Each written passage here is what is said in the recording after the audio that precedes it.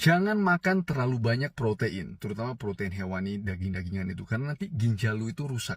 Itu statement yang paling bullshit yang pernah gue denger, oke? Jadi kalau teman-teman dengar statement seperti itu, jauhin. Gue mau share satu research paper, ini meta-analysis di Journal of Nutrition. Jadi mereka itu menganalisa semua studi-studi yang ngeliat hubungan antara orang-orang yang konsumsi protein yang tinggi, itu lebih dari 20% makanan yang mereka itu protein, versus orang-orang yang konsumsi proteinnya itu rendah, dan mereka itu ngeliat fungsi ginjalnya. Apa yang mereka temuin, ini meta-analysis ya, ini systematic review and meta-analysis. Apa yang mereka temuin? Tidak ada hubungan antara lu makan protein yang tinggi dengan kerusakan ginjal. Terutama protein dari real food, ini gue ulangin, protein dari real food. Lu makan daging, lu makan telur, lu makan ikan, seperti itu. Ini open access, teman-teman baca aja. Itu referencesnya itu banyak dan very interesting references. Go read it. Terus ada satu statement di research paper ini. Mereka juga membandingkan, ada juga satu meta-analysis yang tunjukin bahwa protein itu, makan protein hewani, khususnya di orang-orang yang resiko ginjalnya parah, yaitu contoh seperti orang yang diabetes, itu juga tidak ada hubungannya. Coba teman-teman baca statement ini. Ini juga salah satu dari meta-analysis. Gue mau share perspektif gue ke teman-teman soal pola makan orang Indonesia. Karena klien gue udah banyak dan gue udah bisa ngeliat. Pola makan Indonesia adalah pola makan yang kekurangan protein hewani. Kenapa? Nomor satu, makanya stunting kita itu masih tinggi. Anak-anak yang stunting masih tinggi karena kekurangan protein hewani. Terus yang kedua, tingkat obesitas kita itu makin lama makin naik.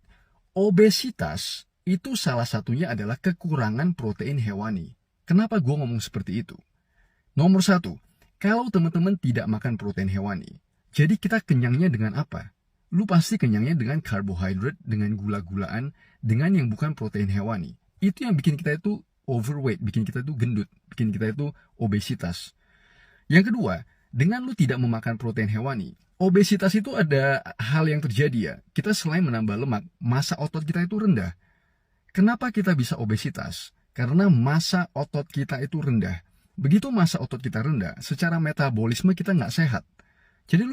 Jadi itu compounding factors. Begitu banyak hal-hal yang membuat kita itu obesitas. Salah satunya yang utama adalah kita selalu dikasih mitos-mitos seperti ini.